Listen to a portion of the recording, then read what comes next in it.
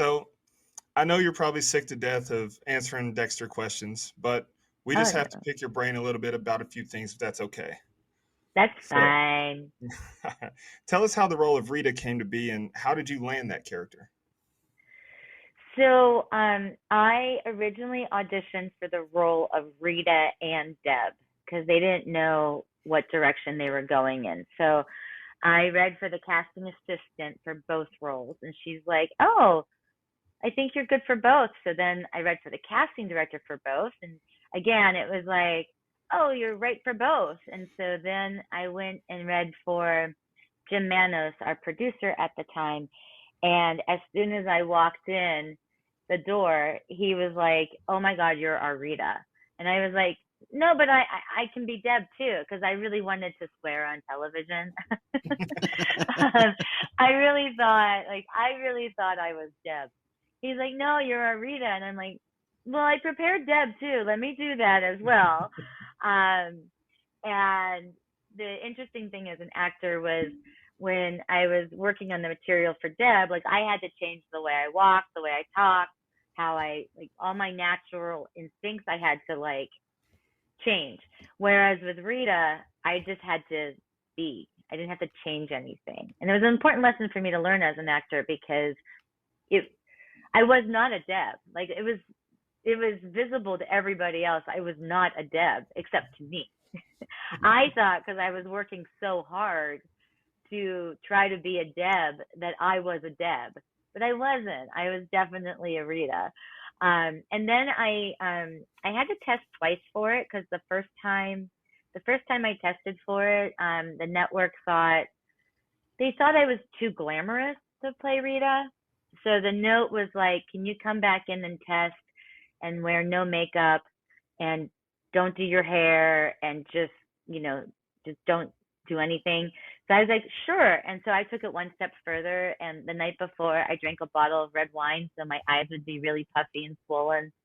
And I put my hair was really blonde at the time, so I put mascara in my roots so it would look really dark and kind of scrungy. And then I wore like unmatching like sweats. Like it was I put together like the ugliest outfit I could possibly put together.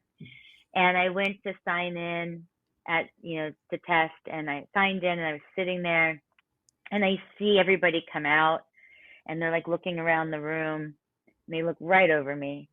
And then they look at the sign in sheet and I hear them go, "Well, she signed in, but where is she?" And I was like, "Are you looking for me?" And then the director, who the director turned and looked at me and he's like, "Oh my God, are you wearing a prosthetic? You look so different." And I was like, "No, this is just me. You said no makeup. I have absolutely no makeup on." And because I drank a bottle of red wine the night before, I was a little hungover. So then I went in and tested with Michael again, and basically they gave me the part on the spot at that point. So That's awesome. That's commitment. yeah. So was there ever a time, whether it was reading the scripts or during filming, that you realized, okay, wow, we are doing something that's special here and that may stand the test of time? Well, I thought from the very beginning, which is why I jumped through so many hoops to audition for it.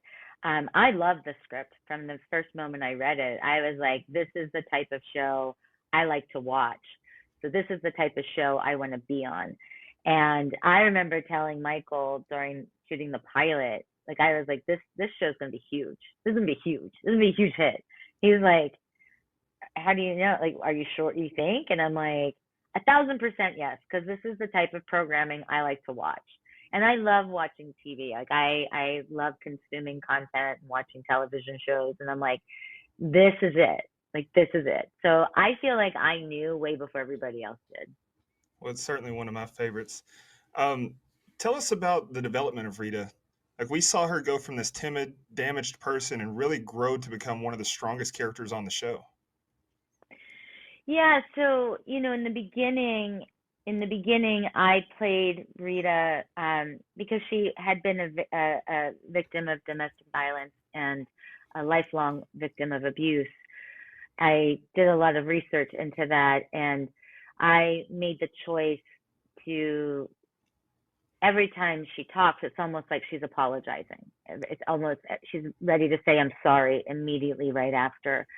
And then I also kind of use the imagery of a very damaged bird, like a tiny little bird that's like missing a wing.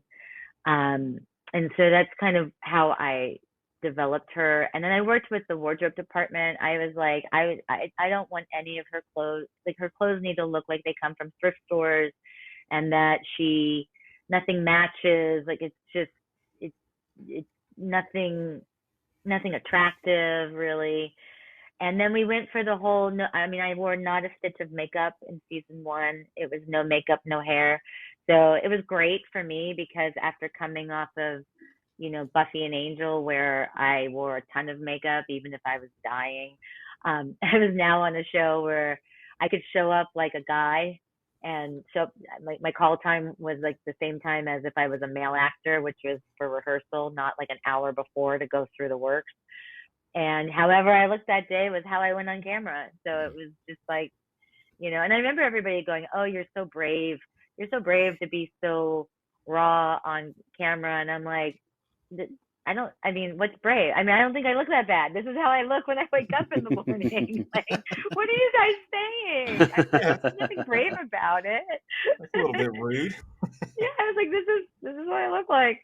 Um, so I will say this though, because prior to Dexter, I used to be able to like not get recognized if I ran around town with no makeup on. So that was always like my disguise. And then as soon as Dexter hit, now everybody knew what I looked like without makeup on. So it's like, oh, can't hide anymore. That's awesome. All right, last question. I promise we'll shut up about Dexter. Oh, What was it's okay. what was it like learning that you were being killed off the show? And not to, put any of the writers down or anything, but if you had the opportunity to do something different with that, would you have? I mean, 100% yes. I was devastated. I always say nobody was more shocked and devastated than I was. I only found out the day before they gave us the script for that episode, Ouch. and I was absolutely devastated. I didn't see it coming. Um, my first reaction in the room when they told me was, "Oh my God, I just lost my job," and then Mm. my second reaction was, who's going to raise the baby? Who's going to raise Harrison? Like, Right. so because there's a weird synergy that happens between character and actor when you play a character for a long time. So the character's memories become my memories. Hmm. And it's like this weird like fusion thing that happens. And so it was like, yeah, I just lost my job. And then it's like, but what about the baby? Like, Right. what about Harrison? What's going to happen to Harrison? Who's going to take care of Harrison? And I even said, like, I mean, I said, like, listen, no one's going to forgive you for this. The audience isn't going to forgive you. You're killing a new mom. Like, you got 7 guys standing around doing nothing on the show. Kill one of them. Yeah. Don't kill Rita. Like, this is a big mistake. Probably shouldn't have said that, but no, I would have, I personally, I felt that there was more story to tell with Rita and Dexter. Obviously they did not think there was. In many ways, I feel I let Rita down because I would say in season 1 and season 2, I had a very strong storyline. And then in season 3 and even season 4, it wasn't the best storyline, and I'm nothing against the writers on that. It's just that's the nature of television, of episodic television. You can't expect to have the fire storyline every season because there's other actors they have to give storylines to.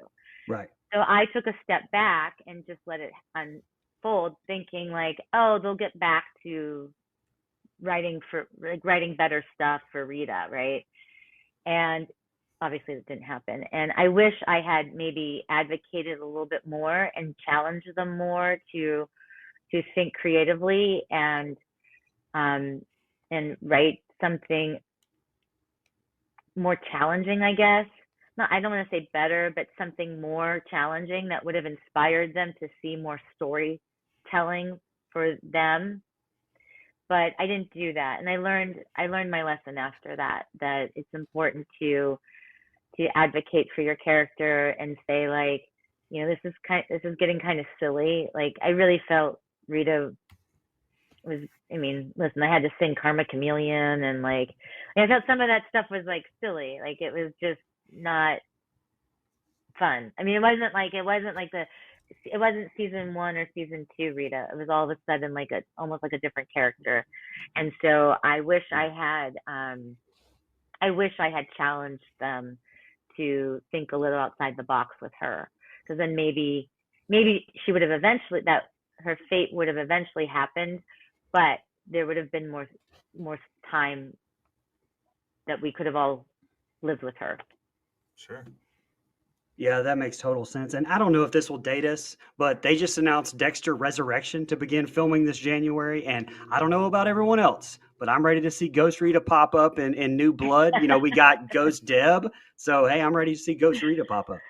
Why I not? know. Well, well, so the only way I could see that happen, and I highly doubt they would even do it, is if I was Ghost Rita to Harrison.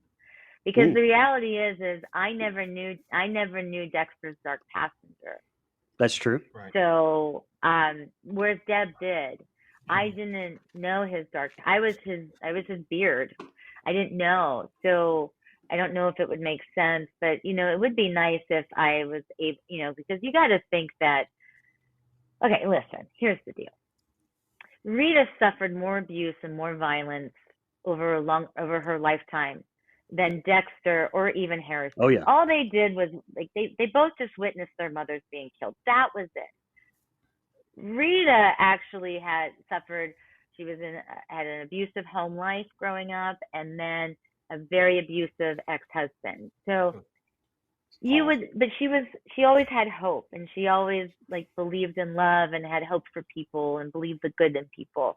That I would think that maybe, just maybe, it would be nice to see Rita pop up as, the good angel for Harrison. But I doubt that's going to happen.